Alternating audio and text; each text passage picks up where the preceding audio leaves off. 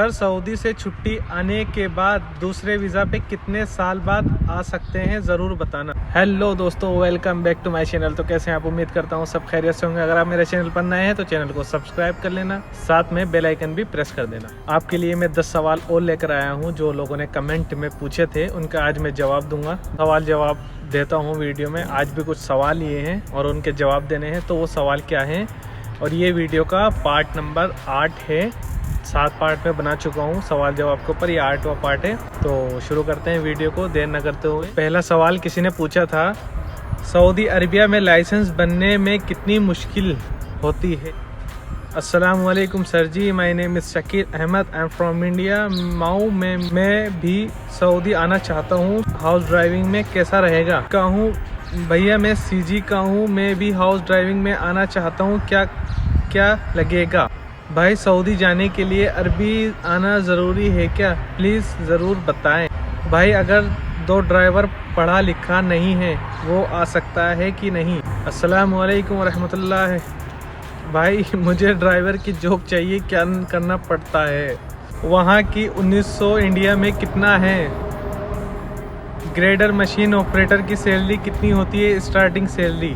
Sir Saudi से छुट्टी आने के बाद दूसरा वीज़ा पे कितना साल बाद आ सकते हैं, ज़रूर बताएं। तो ये कुछ सवाल थे, और ये सवाल नॉर्मली सवाल है जो लोग पूछते हैं, ज़्यादातर इन्हीं की डिमांड आती है। इन्हीं का जवाब देने की कोशिश करता हूँ, क्योंकि ज़्यादा सवाल हैं तो ज़्यादा लोग हैं, और जवाब भी उनका ज़्यादा होना चाहिए ताकि हर किसी को उसका जवाब मालूम हो जाए। और शुरू करते हैं वीडियो को। जो सवाल हैं, जो मैंने सवाल लिए हैं आज, मैं उनके जवाब देता हूँ आपको।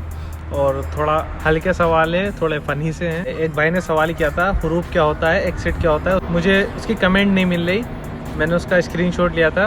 तो उसका जो सवाल था ये था कि भाई हुरूफ और एक्सिट में क्या फ़र्क होता है? तो ये कुछ सवाल थे, इनके आज मैं जवाब दूंगा।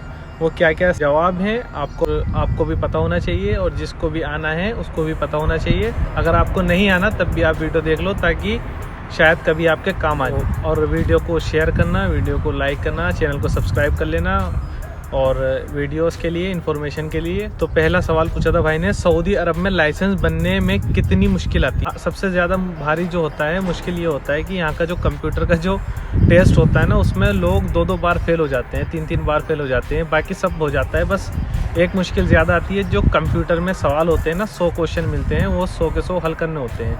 तो उसके लिए आपको कॉपी मिलती है, एक बुक मिलेगी, आपको वो पढ़नी है। 100 क्वेश्चन, पूरी बुक में से 100 सवाल आएंगे। जैसे आप स्कूल में होते थे ना और वहाँ पे टेस्ट देते थे, ऐसे यहाँ पे कंप्यूटर में टेस्ट देना पड़ता है। ठीक है, यही मुश्किल होती है कंप्यूटर की, बाकी और कोई मुश्किल नहीं होती। अगला सवाल, अस्सलाम वालेकुम sir ji, my name is Shakeel Ahmed, I am from India, Mau. मैं भी सऊदी आना चाहता हूँ, हाउस ड्राइविंग में कैसा रहेगा?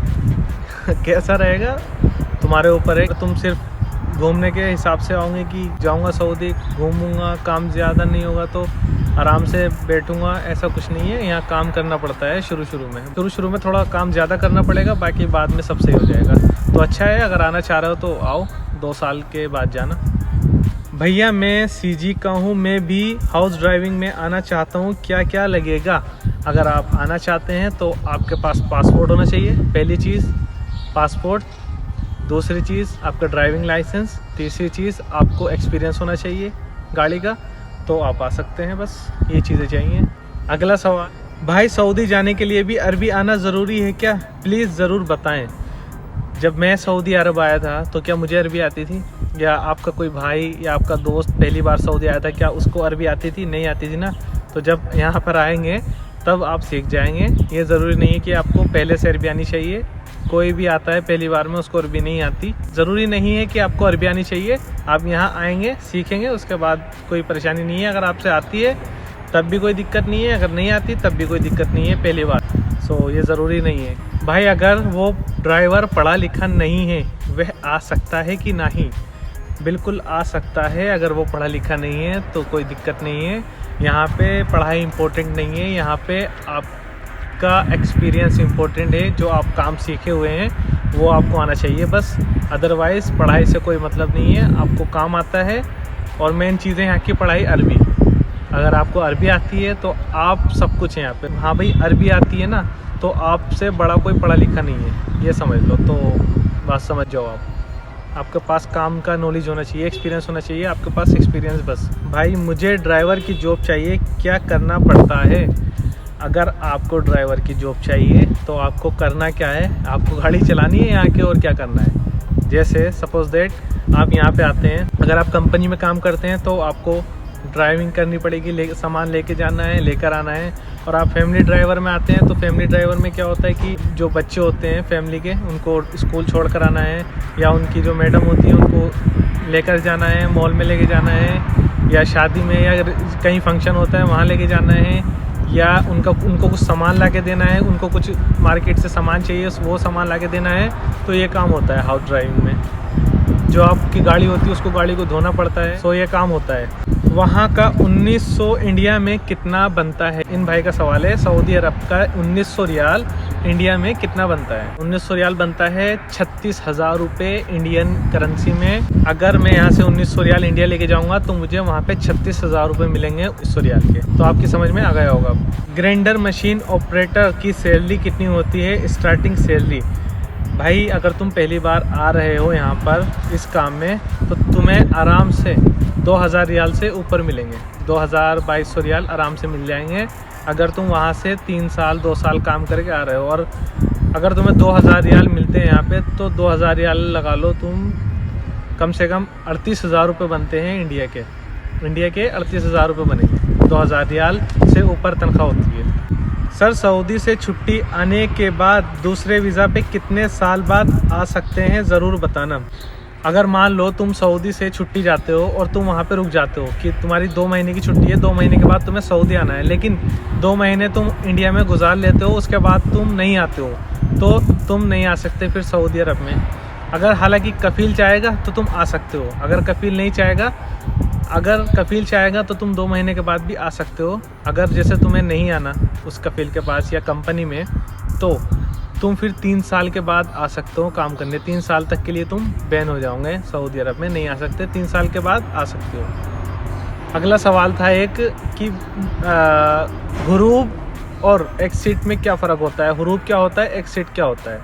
देखो हुरूब जो होता है, मान लो तुम किसी कफील के पास काम करने आए और तुम उसके पास 15 दिन 1 महीना काम किया, उसके बाद तुम कहीं और चले गए बिना कफील से बताए, कहीं और काम करने चले गए, कफील को नहीं बताया और तुम कहीं काम करने लगे चोरी छुपे। कफील क्या करेगा, कफील जवाजात में जाएगा, जो पुलिस स्टेशन होता है वहाँ जाएगा और तुम्हारे खिलाफ़ कंप्लेंट करेगा कि ऐसे ऐसे लड़का मेरे पास से कहीं और चला गया, किसी और के साथ काम कर रहा है। तो उसके बाद क्या होगा, उसके बाद तुम्हारी रिपोर्ट दर्ज हो जाएगी और तुम फरारी कहलाओगे, फरारी हो जाओगे। तुम फरार हो जाते हैं ना कि फ़रार है ये आदमी, इसकी तलाश है, तो तुम ऐसे फ़रार हो जाओगे।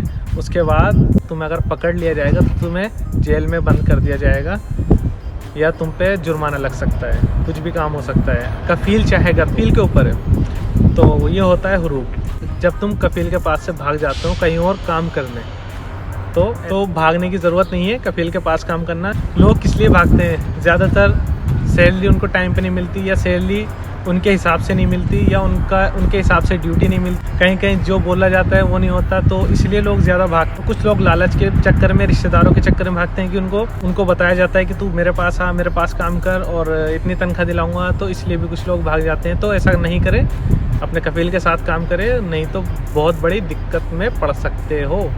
और एक्सिट क्या होता है? एक्सिट आपने काफ़ी लोगों के मुँह से सुना होगा एक्सिट।